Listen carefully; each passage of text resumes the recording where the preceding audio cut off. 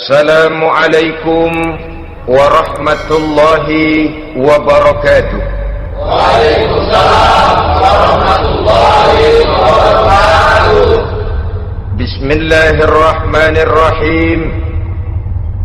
Alhamdulillahi rabbil alamin. Wal akibatu lil muttaqin. Wala udwana illa 'alal zalimin. والصلاة والسلام على أشرف الأنبياء والمرسلين سيدنا ومولانا محمد وعلى آله وأصحابه المجاهدين الطاهرين أما بعد. Saudara-saudara kaum muslimin rahimakumullah, salah satu kelebihan makhluk bernama manusia, yaitu bahwa Allah subhanahu wa ta'ala menghiasi hidup manusia ini dengan syahwat, atau yang lazimnya kita sebut sebagai hawa nafsu. Inilah tenaga yang merupakan daya dorong yang melahirkan dinamika dalam kehidupan manusia, yang menyebabkan terus-menerus terjadinya perkembangan dalam sejarah peradaban dan kehidupan manusia. Hawa nafsu bisa melambungkan seseorang kepada puncak kejayaan, dan hawa nafsu dapat menenggelamkan seseorang ke dasar jurang kehancuran yang paling dalam. Pada surah Ali Imran ayat 14, Allah subhanahu wa ta'ala berfirman, A'udzu billahi minasy syaithanir rajim. Zuyyina lin-nasi hubbus syahawati minan nisa'i wal banin wal qanatiril muqantarati minadh dhahabi wal fiddah wal khaylil musawwamati wal an'ami wal harth. Dzalika mata'ul hayatid dunya wallahu 'indahu husnul ma'ab. Mari kita perhatikan ayat ini lebih dekat lagi. Allah subhanahu wa ta'ala menjelaskan, Zuyyina linnasi hubbus syahawat. Makhluk manusia itu dihiasi dengan hawa nafsu. Dengan kata lain, hawa nafsu adalah perhiasan. Manusia tanpa hawa nafsu sama saja dengan orang yang tidak berhias, monoton, tidak mempunyai perkembangan dalam gerak kehidupannya. Tetapi kalau hawa nafsu adalah perhiasan, maka jika kita berbicara soal perhiasan, ada dua hal yang harus menjadi catatan pokok. Pertama, kapan satu perhiasan boleh kita pakai? Yang kedua, di mana perhiasan itu harus kita pakai? Kalau saudara berdandan rapi, pakai sepatu dengan kaos kaki, celana, jas, pakai dasi segala macam, tapi itu saudara lakukan pada saat saudara akan pergi ke WC, maka saudara sudah memakai perhiasan tidak pada waktu yang tepat. Begitupun sebaliknya, kalau jam tangan saudara pakai di kaki, kopiah saudara pasang di kaki, lalu sepatu naik ke atas jidat, maka saudara memakai perhiasan tidak pada tempatnya yang tepat. Demikian juga sifat yang bernama nafsu. Kapan dia boleh diperturutkan, di mana dia boleh disalurkan, adalah tugas daripada agama untuk mengatur syahwat atau hawa nafsu. Lihatlah kehidupan malaikat. Malaikat makhluk yang diciptakan Allah tanpa hawa nafsu, maka kehidupan malaikat monoton. Malaikat tidak mempunyai peradaban dan kebudayaan. Malaikat adalah makhluk yang secara instinktif diciptakan untuk berbakti, tidak punya alternatif atau pilihan lain. Saudara lihat, ada malaikat yang sejak diciptakan diperintahkan untuk sujud, sujud saja sampai sekarang enggak bangun-bangun. Ada malaikat yang sejak diciptakan diperintahkan untuk tasbih, tasbih saja, yang lain tidak.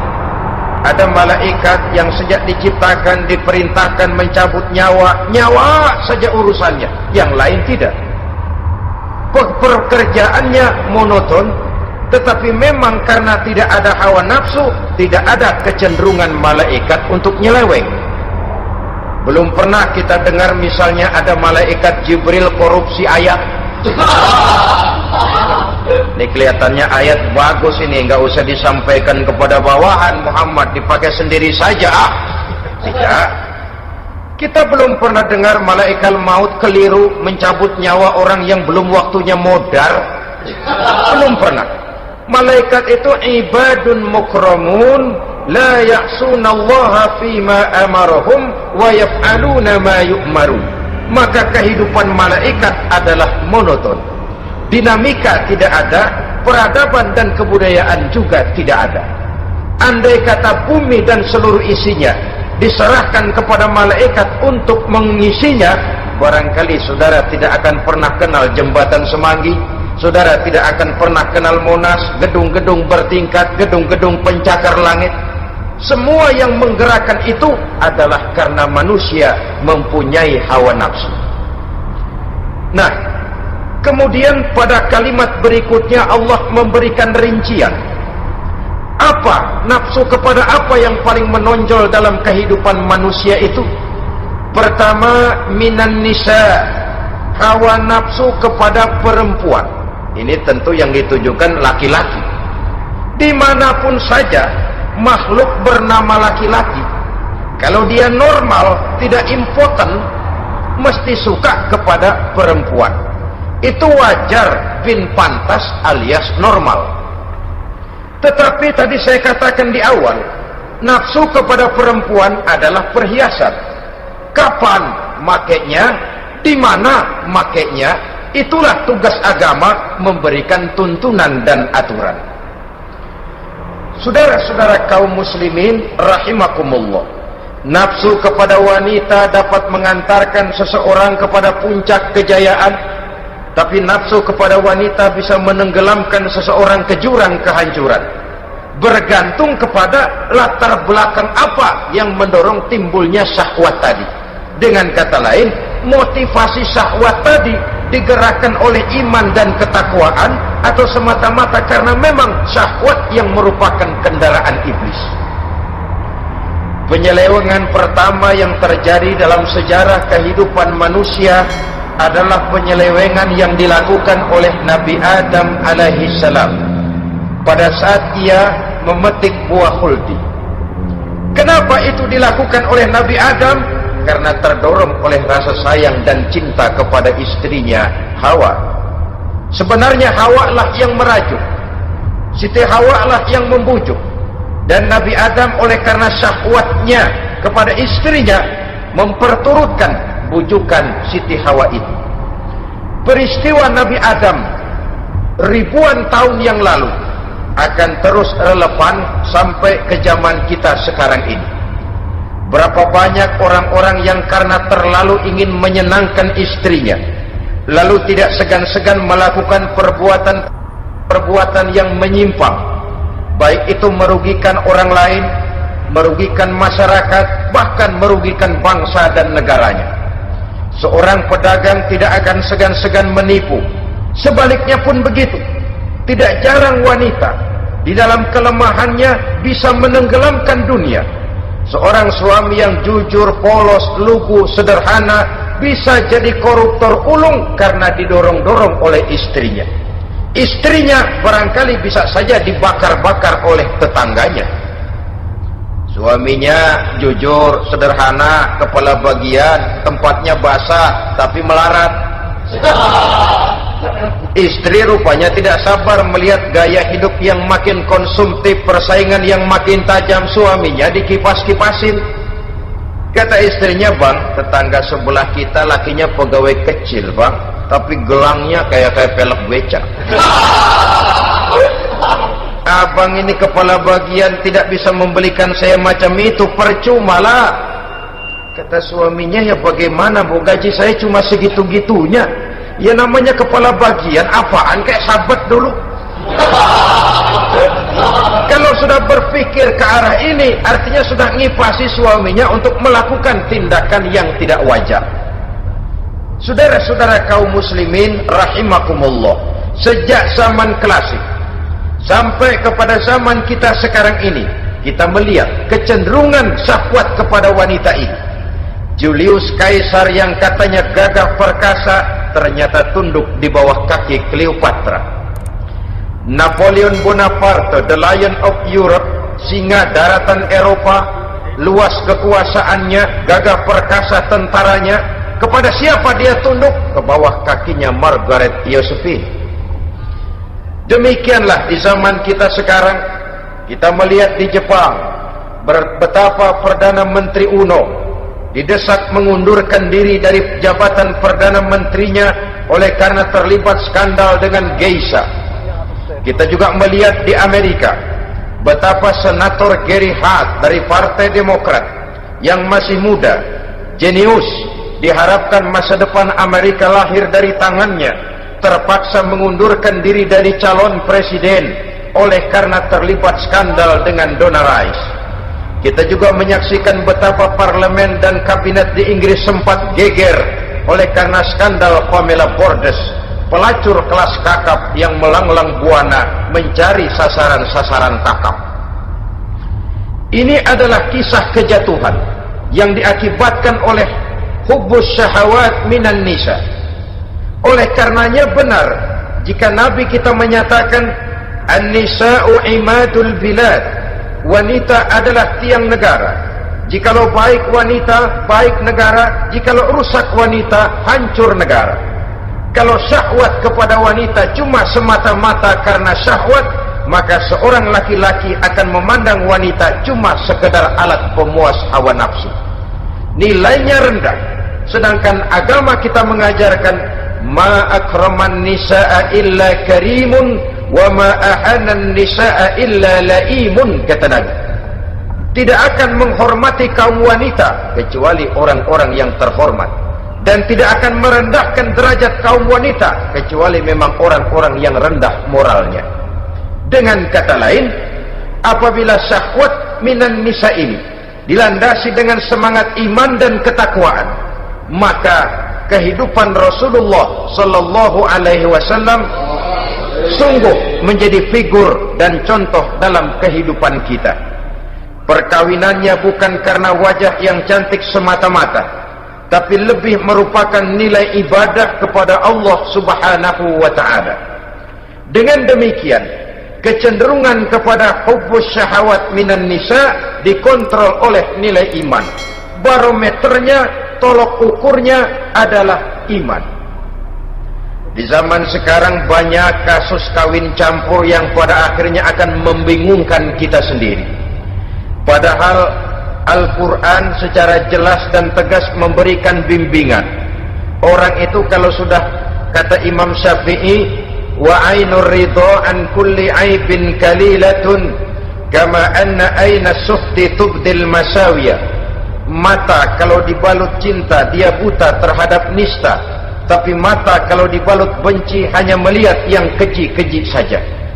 Biasanya cinta kepada wanita memang bisa menimbulkan dorongan yang positif, tapi juga bisa membuat seseorang buta sama sekali. Dorongan yang positif paling kurang dari segi penampilan. Coba lihat lelaki kalau lagi demen perempuan, lenjeh banget. Sisiran rambutnya rapi, keriskaan bajunya lancip, sepatunya mengkilat, kantong celananya tebel, perkara anduk isinya bukan soal. Yang penting kan gaya. Lalu dinamis, kreativitasnya ada saja timbul. Tapi pada sisi lain, jikalau orang sudah kehilangan pertimbangan, juga kadang-kadang tidak segan-segan mengorbankan akidah, mengorbankan nilai-nilai iman. Padahal ini taruhan utama, sampai Quran dengan tegas memberikan peringatan.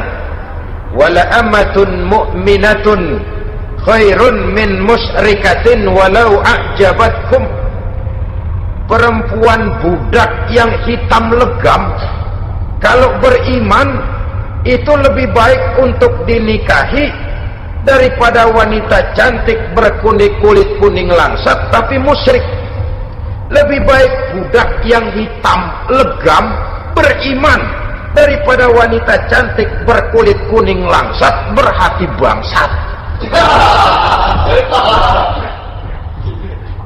Tapi kita kadang kehilangan pertimbangan karena agama, karena cinta agama digadaikan, karena cinta akidah terjual, karena cinta keyakinan jadi korban. Ini semua penyakit yang datang dari hubbus syahawat minan nisa, kecenderungan mengumbar nafsu kepada perempuan. Ini memang perhiasan, tapi bisa juga jadi bumerang dalam kehidupan manusia. Berapa banyak penyelewengan terjadi karena pengaruh wanita yang tidak bisa jadi bisa. Ini pengaruh di dalam kehidupan memang sedemikian besarnya, sehingga saudara-saudara kaum muslimin, inilah yang perlu dikendalikan dalam kehidupan, kapan dan di mana. Kalau nafsu adalah perhiasan, kapan dan di mana perhiasan itu harus kita pakai, di mana dia harus kita tempatkan. Begitu juga yang menyangkut soal perempuan. Kapan? Ya kapan tentu kalau sudah nikah. Di mana? Yang jelas bukan di depan umum.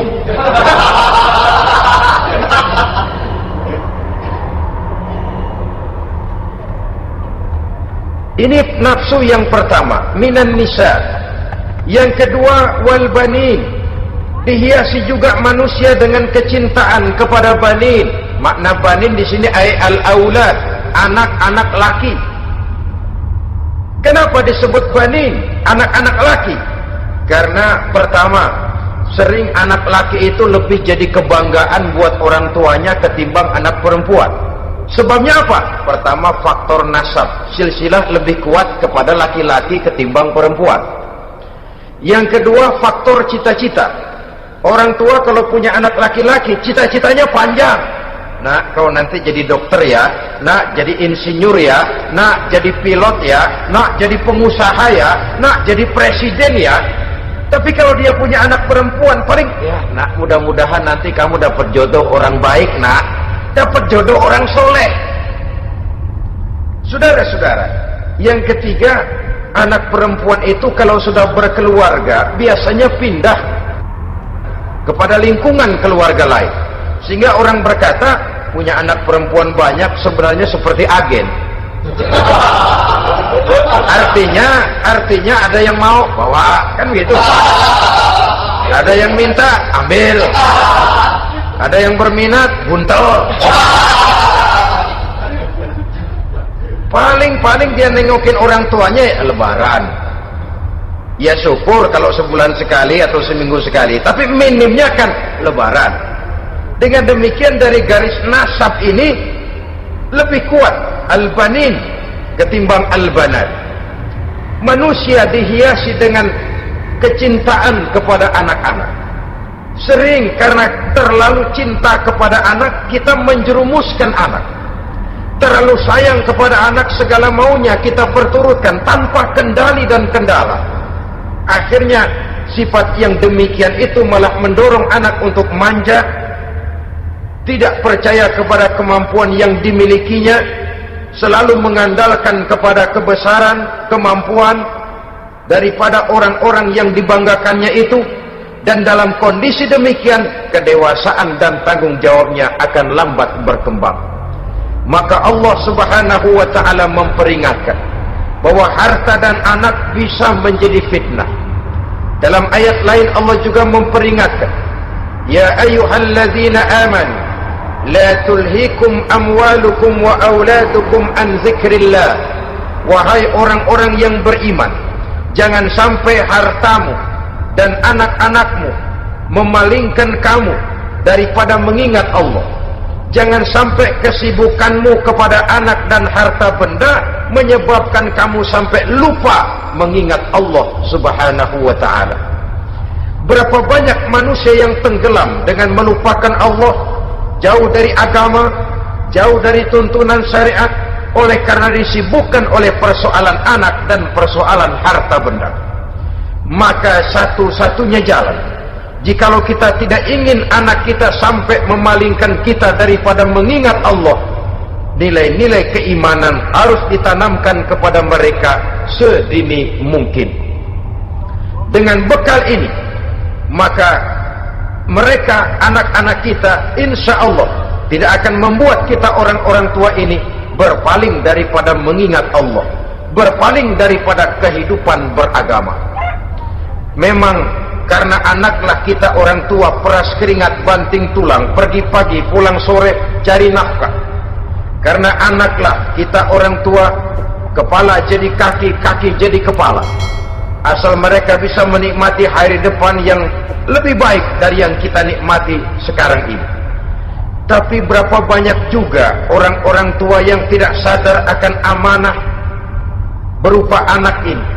Mereka lalai, mereka bersikap masa bodoh, padahal tidak akan ada yang tidak dipertanggungjawabkan di hadapan Allah Subhanahu wa ta'ala. Orang tua bisa mendapat pensiunan pahala kalau anaknya tumbuh menjadi anak yang soleh. Tetapi orang tua pun bisa saja masuk neraka karena anaknya menjadi anak yang kurang ajar dan orang tuanya sama sekali tidak pernah memberikan pendidikan yang sebagaimana mestinya. Saudara-saudara kaum muslimin rahimakumullah, kita tentu berharap memperoleh pensiunan pahala dan bukan mendapat tambahan dosa dari kekurang ajaran anak-anak kita akibat kita sebagai orang tuanya tidak pernah mau mendidik mereka. Dalam hadis ada diriwayatkan, ada anak kurang ajar, sembahyang tidak, puasa ibadah tidak, kenal Allah tidak, beriman pun tidak, dosa kelewat banyak, kejahatan berkarat. Di akhirat nanti disidang dia, ditanya, kamu kenal siapa Tuhanmu? Tidak. Kamu tahu siapa nabimu? Tidak. Kitab sucimu apa? Tidak tahu. Kiblatmu di mana? Tidak ada. Kamu sholat? Tidak pernah. Kamu puasa? Tidak pernah. Wah, kalau begitu kamu rusak sekali, kamu neraka. Anak ini mengajukan protes. Saya menuntut keadilan. Benar, saya tidak kenal siapa Tuhan saya. Saya tidak tahu apa kitab suci saya. Saya tidak pernah mendirikan sholat, tidak pernah melaksanakan puasa. Pendeknya, tidak ibadah dan tidak iman. Tapi semua itu terjadi sebab-sebabnya tidak lain karena orang tua saya tidak pernah mendidik dan mengajarkan saya. Orang tua saya tidak pernah mengarahkan saya ke jalan itu. Sampailah saya seperti keadaan yang sekarang ini. Orang tua saya enak-enakan ngaji, saya teler diantepin aja. Orang tua saya memegang kitab, saya megang botol. Dia tahu, dia diam saja. Dia tahu dan dia tidak memberikan peringatan. Karena orang tua saya lah, maka saya jadi seperti sekarang ini. Kalau saya harus masuk ke dalam neraka, saya menuntut keadilan agar orang tua saya juga ikut bersama saya gabung ke dalam neraka. Orang tuanya yang baik-baik dipanggil, udah mau berangkat ke surga nih orang tua, dipanggil, "Tar dulu mas, ini dulu." Mau kemana? Gancang banget. Surga pak, nanti dulu urusan belum beres. Ini benar anakmu ini. Dilihat anaknya, iya anak saya ini. Waktu di dunia nggak pernah diajarin ngaji, nggak pernah. Sampai dia nggak kenal Tuhannya, nggak kenal nabinya, nggak kenal kiblatnya, nggak kenal kitabnya. Iya. Dia sembahyang, kamu diam, dia nggak sholat, kamu diamin aja. Iya kali. Kenapa pakai kali? Yang benar ngomong mas. Ramadan dia nggak puasa, kamu nggak tegur, kamu diam saja. Iya. Wah, kamu nggak tanggung jawab. Kamu tahu anak itu adalah amanah. Menyia-nyiakan amanah adalah khianat. Khianat adalah dosa besar. Jadi bagaimana saya? Ya kamu gabung sama anakmu, join ke neraka berdua bareng. Lantaran kamu tidak mau mendidik mereka, anak-anakmu, maka jadilah anak-anakmu seperti sekarang ini. Saudara-saudara kaum muslimin rahimakumullah. Sebaliknya, jikalau anak-anak kita yang kita cintai ini, yang merupakan buah hati belahan jantung, tumbuh dan berkembang menjadi anak-anak yang soleh, yang bermanfaat bagi masyarakatnya, bagi agama, bangsa dan negaranya, kita orang tuanya bolehlah tentram menerima pensiunan pahala. Menerima pensiunan pahala dari kesolehan anak yang ditinggalkannya. Alangkah nikmatnya mendapat pensiunan pahala. Terbaring kita di bawah pohon kemboja, nilai kebaikan kita dikenal orang, nama kita akan tetap hidup. Oleh karena kita meninggalkan anak-anak yang tumbuh menjadi generasi yang soleh, bukan anak yang salah. Oleh karenanya, kecintaan kepada anak jangan sampai membuat kita lalai dari mengarahkan mereka kepada kehidupan beragama. Di zaman sekarang ini, kecenderungan kita mengarahkan anak pun sudah kepada kecenderungan yang berbau materialistis. Maka yang ramai bagaimana anak bisa mengejar program MBA, Master of Business Administration, supaya keluar bisa jadi manajer. Bagaimana anak lalu kursus komputer, supaya keluar menjadi tenaga yang canggih di bidang komputer. Ya, kalau dia perempuan cantik, bagaimana dia bisa masuk Akademi Sekretaris and Management, supaya bisa jadi sekretaris. Atau bagaimana dia bisa masuk sekolah nyanyi, supaya nanti jadi penyanyi dengan tarik suara, uang lalu mengalir ke dalam kocek jutaan nilainya. Maka yang ramai pun hal-hal yang semacam itu. Dalam pada itu, pengajian, kursus-kursus keagamaan, study club yang membicarakan masalah-masalah agama, ramainya kadang-kadang kalau bulan Ramadan, dianggap training center. Ya lumayan, daripada tidak sama sekali mah lumayan. Tapi dengan demikian ini kan merupakan bagian terpokok dari kehidupan manusia.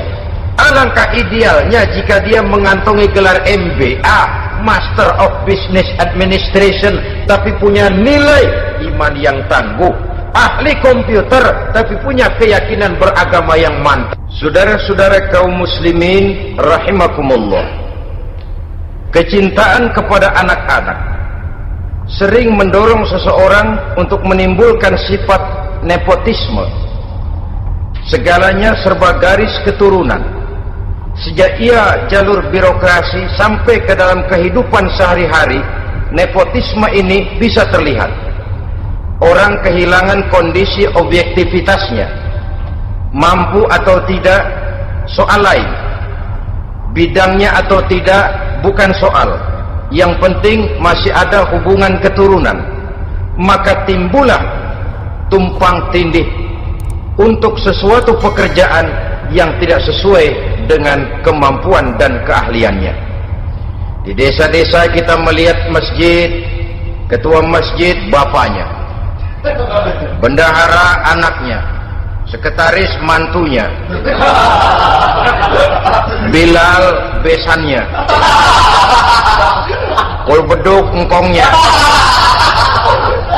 Pokoknya asal masih ada garis keturunan, masuk, tidak minggir.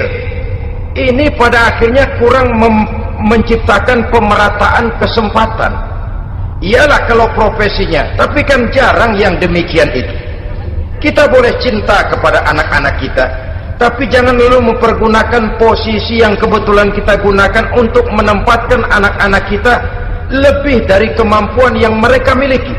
Nepotisme yang lahir, sehingga ini bukan saja tidak mendidik, tapi mengakibatkan terjadinya tumpang tindih. Tidak lagi berprinsip the right man on the right job, bahwa orang harus ditempatkan sesuai dengan keahliannya, tapi kita sudah berpikir subjektif, ahli atau tidak ahli, asal masih berbau keturunan, ayo silakan. nepotisme yang akan lahir. Oleh karenanya, mencintai anak adalah sesuatu yang merupakan perhiasan di dalam kehidupan. Wajar, tetapi harus kita menempatkannya sesuai dengan semestinya. Ini yang kedua. Yang ketiga, nafsu yang menghiasi hidup manusia itu adalah nafsu kepada wal qanatiril muqantarati minadh dhahabi wal fiddah. Al qantarah ay al malul katsir. Kecintaan, kesenangan, nafsu kepada harta benda yang banyak daripada emas dan perak. Ini tentu sesuai dengan situasi dan kondisi. Kecintaan untuk mengumpulkan harta benda yang sebanyak-banyaknya, baik itu berupa emas, baik itu berupa perak. Ini cuma penyebutan beberapa jenis dari kecenderungan manusia kepada harta benda. Bukankah sering dikatakan orang bahwa manusia di dalam berhadapan dengan harta itu seperti meminum air laut. Makin diminum, makin kering tenggorokan, makin haus kita dibuatnya. Apabila watak ini kita perturutkan, maka manusia tidak akan pernah kenal puas, tidak akan pernah kenal cukup. Nabi kita memberikan peringatan, "Lau anna libni Adam wadiyani min zahabin labtagha lahuma thalisan wa la yamla'u jawfa ibni Adam illa turab." Andai kata manusia mempunyai dua buah ladang yang seluruhnya berisi emas, akan puaskah manusia? Tidak, mereka akan cari ladang emas yang ketiga. Wala yamla'u jawfa ibni Adam illa turab. Sungguh mulut manusia ini tidak akan pernah penuh terisi kecuali kalau sudah disumpal dengan tanah. Artinya kalau sudah dia dipendam di liang lahat baru cukup. Tetapi sepanjang dia masih bergerak, masih hidup dan bernyawa, masih bisa berusaha dan berbuat, dia tidak akan pernah mengenal puas. Ini akan mendorong manusia terjebak kepada menghalalkan segala cara untuk mencapai tujuan. Yang penting kaya, kan begitu. Dan cepat. Sebab sekarang orang sering motong kompas. Yang penting kan cepat kaya. Soal cara, kalau jujur aja mah, sampai kapan mau kaya? Perkara itu renten, bukan soal. Perkara itu judi, tidak jadi masalah. Perkara itu korupsi menyangkut hak orang banyak, bukan soal. Yang penting cepat kaya. Dan anehnya lagi, tidak malu menumpuk kekayaan dengan cara yang tidak wajar. Ya kan orang hidup bermasyarakat tuh bisa dianalisa tuh. Emang usahanya apa sih? Gajinya sebulan berapa sih? Kok bisa gitu-gitu bener sih? Dari mana sih? Secara langsung orang tidak berani bertanya, tapi dari mulut ke mulut akhirnya tersebar jadi rahasia umum. Jano kan punya ano, dia anonya seano. Ini bisa jadi bahan pertanyaan dalam kehidupan, akhirnya jadi gunjingan. Orang sudah tidak terlalu peduli dari mana kekayaan itu diperoleh, yang penting kaya. Dengan menghalalkan segala macam cara, terjebaklah ke dalam cara-cara mafia, terjebaklah ke dalam cara-cara yang tidak wajar, tidak bijaksana, memperkuat klik, clean, dengan menghantam yang lain. Saudara-saudara kaum muslimin rahimakumullah, bahwa manusia punya nafsu ingin kaya itu boleh. Boleh. Agama memberikan tuntunan, memberikan aturan. Tidak hanya sekedar asal kaya, tidak hanya sekedar asal banyak harta.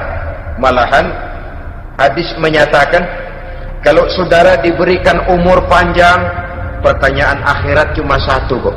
Umurmu kau habiskan di mana? Kalau saudara diberikan amanah berupa ilmu pengetahuan, pertanyaan akhirat juga cuma satu kok. Ilmumu kau amalkan untuk apa? Tapi kalau kita diberikan amanah berupa harta benda, pertanyaan akhirat itu dua. Min aina iktasabahu wa fima anfaqahu. Dari mana hartamu kau dapat, kemana hartamu kau belanjakan. Dari mananya ditanya, kemananya juga ditanya. Depan belakang ditanya. Dan kalau mempergunakan harta untuk kesenangan syahwat, orang berani bukan main. Tapi kalau untuk kepentingan agama, yang hakikatnya untuk kepentingan dirinya sendiri, berat, seperti nyabut bambu dari ujung. Orang kalau menyumbang masjid 100.000, itu kan zahirnya memberikan panitia masjid. Tapi hakikatnya kan dia nabung buat dirinya sendiri. Seolah-olah dia cuma berkata, Pak, tolong saya titip 100.000, ini untuk kepentingan saya di akhirat nanti. Silakan uangnya mau dibelikan semen, pasir, kaca, pintu, jendela, silakan. Saya cuma titip, ini untuk saya di akhirat nanti. 100.000, Pak. Zahirnya dia memberikan kepada panitia masjid, madrasah, pesantren, yatim piatu. Hakikatnya dia nabung buat dirinya sendiri di akhirat. Malah tabungan ini bukan SDSB namanya, SDBS. Sumbangan dana berhadiah surga, itu SDBS namanya. Sekarang orang mengejar SDSB, lalu berat mengejar SDB. Sumbangan dana yang berhadiah surga langsung dari Allah Subhanahu wa ta'ala. Coba kalau dia main golf, sewa lapangan golf itu 400-500 ribu sebulan, paling 4-5 kali main. Beli stick golfnya saja sampai jutaan. Datang panitia pembangunan masjid 100.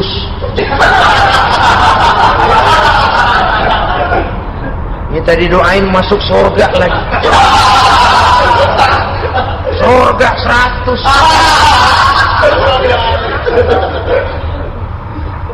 Saudara-saudara kaum muslimin rahimakumullah, kecintaan kepada harta benda yang banyak, baik berupa emas, berupa perak, mendorong orang untuk berlomba-lomba yang Allah peringatkan dalam Al-Quran, alhaakumut takatsur hatta zurtumul maqabir.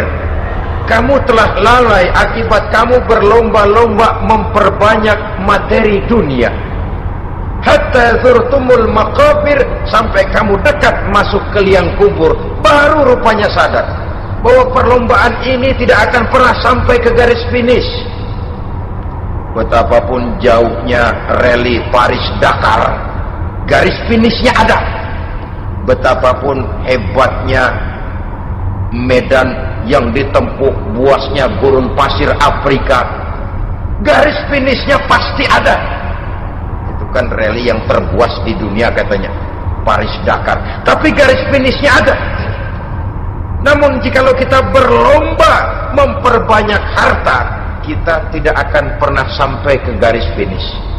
Yang kecil-kecilan aja dah. Kalau orang ditanya, kamu kenapa sih belum mau sembahyang? Ya bagaimana mau sembahyang, Pak, tinggal di Jakarta masih kontrak. Kapan habis tahun diugur-ugur yang punya rumah. Kalau punya rumah sendiri walaupun kecil-kecilan, saya mau ibadah, Pak.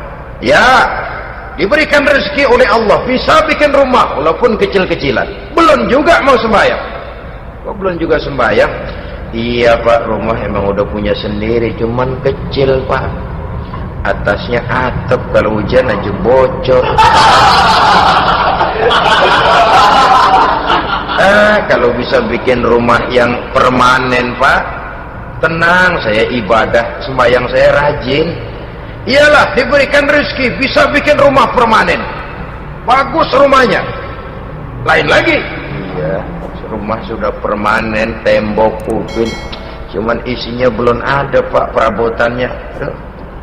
Kalau punya peralatan rumah tangga yang memadai, tenang, saya ibadah.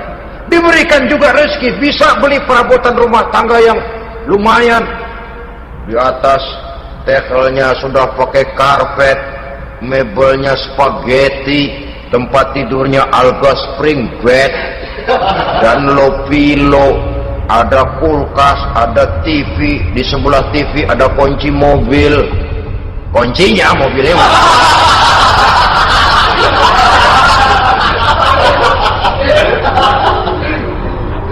bagaimana? Sekarang sudah cukup perabotan. Perabotan sudah ada, Pak, cuman kendaraan belum punya ini. Kemana-mana masih ngukur jalanan aja. Kalau punya kendaraan enak, kemana-mana cepet Pak, mau ke masjid juga getap dah, rajin. Diberikan rezeki, bisa beli kendaraan, lain lagi nanti. Sudah punya sepeda, pengen punya motor kepengen punya mobil kepengen punya pesawat terbang pengen punya kapal induk. Sudah punya kebun, pengen beli sawah, sudah punya sawah, pengen punya gunung, sudah punya gunung, laut diborong. Perlombaan materi tidak akan pernah membawa kita ke garis finish, karena sifatnya sangat abstrak, bahkan akan mendorong kita seperti gurita, cenderung kepada penyakit tamak bin rakus alias serakah. Dengan demikian saudara-saudara, bahwa kecintaan kepada harta merupakan nafsu, dan nafsu itu adalah perhiasan. Dia bisa menjadi daya dorong positif.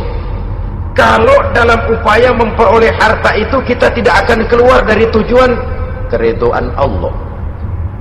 Saya cari nafkah, tapi yang Allah ridho. Saya ingin kaya, tapi dengan cara yang Allah ridho. Ini kunci yang akan menyelamatkan kita manusia dari perangkap menghalalkan segala cara. Ini yang ketiga.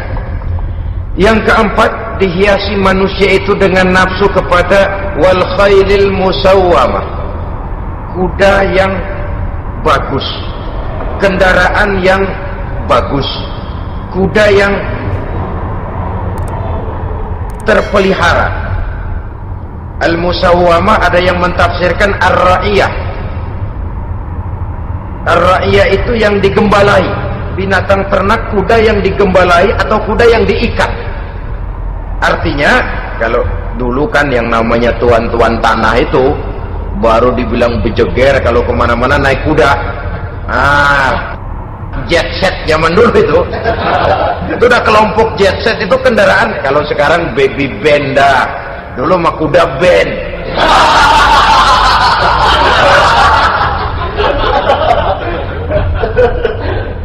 Manusia punya kecenderungan suka kepada kendaraan, apalagi di zaman sekarang ini. Wah, iklan-iklan itu kan sangat menggoda kita, melayani segala macam bentuk penjualan. Nah, ini lalu terangsang biar duit cekak. Kalau udah ngebaca itu, wah berani banget dah. Tahu duit nggak mungkin cukup, tapi begitu baca melayani segala macam bentuk penjualan dengan fasilitas ringan. Nah, jadi dah. Jadi juga punya mobil, jadi dah. Perkara utang itu bakal nyekek leher, bukan soal. Kasihan saudara-saudara kita di daerah-daerah yang terjebak kepada iklan-iklan merangsang yang akhirnya di luar kemampuan, sehingga terjebak. Pada saat dia harus mengembalikan kredit, dia tidak mampu, barang disita, uang hangus, nyengir deh. Bekipas sembari tahlil. Habis arang besi binasa.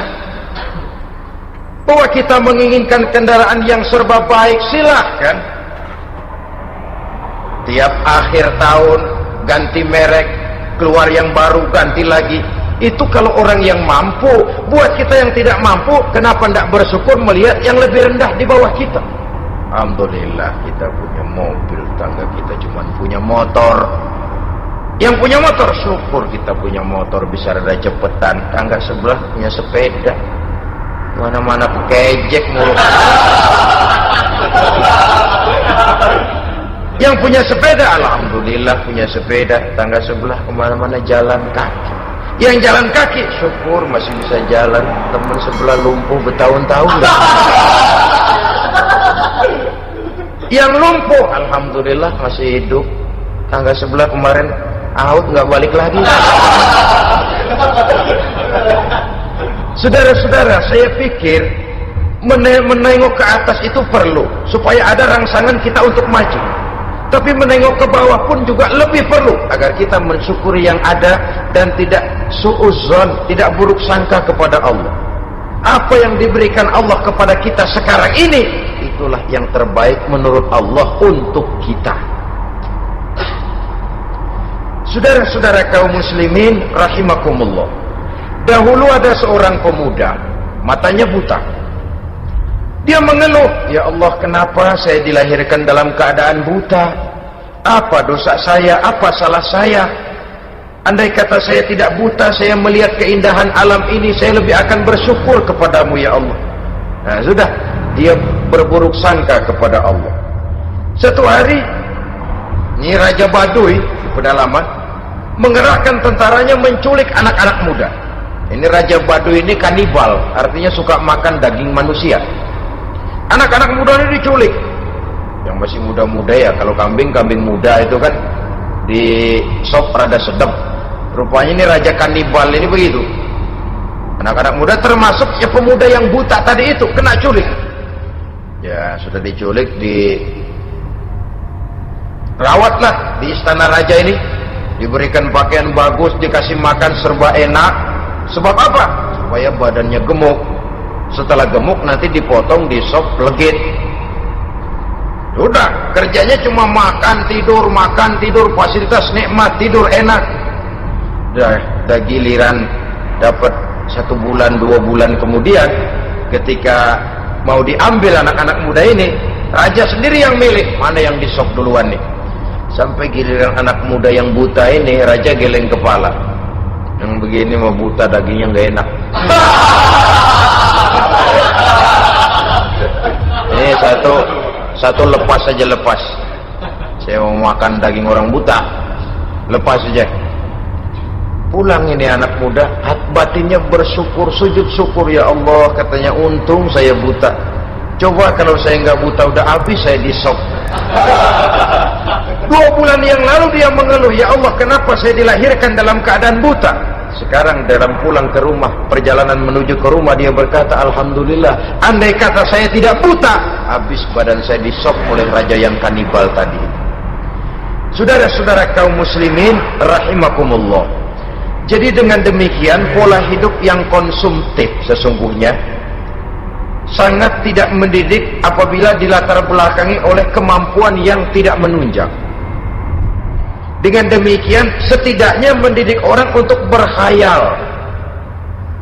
Anak-anak muda sama merek mobil ngerti banget dah, punya kagak? Ini BMW model terakhir nih. Nih, kemarin gue ngeliat di sana, gue megang lah.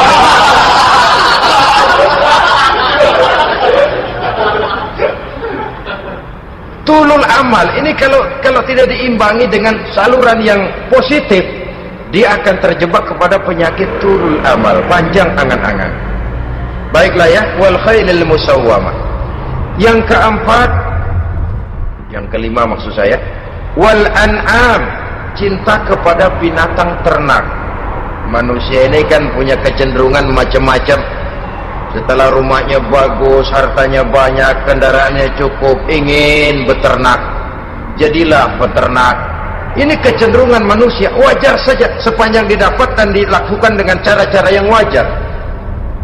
Wal hars, dan tumbuh-tumbuhan, bertani, bersawah, berladang, itu merupakan kecenderungan daripada manusia. Keseluruhan itu, kata Allah, kecintaan kepada wanita, kepada anak, kepada harta benda, kepada kendaraan, kepada binatang ternak, kepada tumbuh-tumbuhan, dzalika, semua itu mata'ul hayatid dunya, merupakan kesenangan hidup dunia. Berapa lama kesenangan hidup dunia? Sebentar, seumur manusia. Seumur manusia. Bahkan kadang-kadang pada saat dia masih hidup pun orang tidak sepenuhnya sempat menikmati kesenangan hidup dunia. Apabila ajal datang, selesailah kehidupan dunia sampai di situ. Orang-orang kafir, buat mereka surganya di dunia ini. Bila kehidupan di dunia selesai, selesailah sudah surganya sampai di situ. Kesemua itu, kata Allah, merupakan kesenangan daripada kehidupan di dunia. Wallahu indahu husnul ma'ab, dan Allah mempunyai tempat kembali yang sangat baik. Nah, setelah Allah menjelaskan semua itu, pada ayat yang ke-15 Allah memberikan jalan keluarnya. Memperturutkan nafsu kepada wanita, anak-anak, harta benda, kendaraan, binatang ternak. Bijaksanakah itu? dalam ayat ke-15 surah Ali Imran ini Allah memberikan penjelasan tuntas. Qul a'unabbi'ukum bi khairin min zalikum. Katakan kepada mereka Muhammad, maukah kamu aku beri kabar yang lebih baik dari semua itu? Lebih baik daripada kesenanganmu kepada wanita, kepada anak-anak, kepada harta benda, kepada kendaraan dan sebagainya. Mau kamu aku beritahu yang lebih baik daripada semua itu? Jawaban tentu mau. Kalimatnya bukan ukhbirukum, a'unabbi'ukum. An-naba itu berita yang besar. Lain dengan al-khabar, itu berita biasa saja. An-naba, sehingga pembawa berita disebut nabi. Dari naba yanbi, pembawa berita yang benar. A'unabbi'ukum, maukah aku tunjukkan kepada satu berita yang benar-benar besar dan benar-benar lebih baik dari yang semua disebutkan tadi. Apa jalan keluarnya? Lillazina taqaw 'inda rabbihim jannatun tajri min tahtihal anhar. Bagi orang-orang yang bertakwa kepada Allah, mereka akan mendapatkan surga yang di bawahnya mengalir sungai. Khalidina fiha, mereka akan kekal di dalamnya. Wa azwajun mutahharah, dan mereka mendapat istri-istri yang suci. Wa ridwanum minallah, dan keridhaan daripada Allah Subhanahu wa taala. Kalau kamu hai orang-orang yang beriman, kalau kamu hai manusia menyangka bahwa nafsu kepada wanita, anak-anak, mengumpulkan harta benda, kendaraan yang menarik, binatang ternak dan tumbuh-tumbuhan itulah yang lebih baik untuk kesenangan dunia, memang itu kesenangan dunia. Tapi nih, seolah-olah kata Allah, nih saya kasih tahu kamu, aku beritahu yang lebih baik dari semua itu. Apa? Takwa kepada Allah, kecintaan kepada wanita. Kalau takwa dasarnya, orang nggak amburadul, nggak semrawut, nggak pokoknya gue masal perempuan dan membuat terus. Tapi punya kaidah, punya norma. Demikian juga kepada anak-anaknya, demikian juga kepada harta benda. Pokoknya asal harta, mau halal mau haram, tekuk terus deh. Semuanya dilandasi oleh taqaw, lillazina taqaw, oleh ketakwaan kepada Allah. Nah, ketakwaan ini akan menghasilkan apa? Inda rabbihim jannatun tajri min tahtihal anhar, melahirkan, menghasilkan surga yang di bawahnya mengalir sungai-sungai. Saudara-saudara kaum muslimin rahimakumullah, jika kita menyangka bahwa wanita bisa memberikan kesenangan, iya, kesenangan dunia. Jika kita menyangka bahwa harta benda bisa memberikan kesenangan, iya, kesenangan dunia. Jika kita menyangka bahwa kendaraan bisa memberikan kesenangan, iya, kesenangan dunia. Tapi kita tidak cuma ingin itu, kita ingin itu semua juga bisa membawa kesenangan akhirat. Caranya landasi dengan takwa. Kesenangan kepada wanita didasari dengan takwa. Maka jangan jadikan wanita cuma sekedar alat pemuas hawa nafsu. Kesenangan kepada anak-anak dilandasi dengan takwa, maka anak-anak diarahkan kepada jalan yang diridhoi Allah. Kesenangan kepada kendaraan dilandasi dengan takwa, maka kendaraannya selalu mengarah berjalan menuju jalan takwa, diridhoi oleh Allah Subhanahu wa taala. Kalau tidak, itu mobil selempongan Ancol gancang banget dah. Tapi giliran dihadapin ke masjid, mogok mulu. Urusan ngaji ada aja halangannya tuh kendaraan. Tapi kalau untuk urusan maksiat, ngebut benar-benar. Dilandasi dengan ketakwaan, sehingga dengan demikian tidak hanya sekedar surga di dunia ini, tapi lebih-lebih di surga di akhirat nanti. Khalidina fiha, kekal. Kalau dunia ini kan zillun zail, bayangan. Hari ini kita jaya, besok kita bangkrut, siapa yang mau menghalangi? Hari ini kita melambung, besok kita nyungsep, siapa yang bisa menarik? Tidak kekal, berubah, temporer, relatif. Di sana kebahagiaan yang dilandasi dengan takwa ini sudah surga, kekal di dalamnya, azwajun mutahharah, dapat istri-istri yang suci. Suci dalam arti belum pernah dijamah orang lain, suci dalam arti tidak pernah terkena halangan seperti men misalnya, baik menstruasi atau mencret, itu tidak. Azwajun mutahharah. Konon makna mutahharah ini ya artinya juga bisa selalu gadis, bidadari, selalu perawan, tidak pernah janda, walaupun tiap hari dipakai perawan terus. Dan yang lebih penting, waridwanum minallah, mendapat ridho dari Allah Subhanahu wa taala. Jadi hawa nafsu dengan motivasi takwa, itulah sesungguhnya yang dikehendaki oleh Ali Imran ayat 14 dan 15. Dengan demikian manusia dengan ketakwaannya mengendalikan hawa nafsu dan bukan malah dikendalikan oleh hawa nafsunya.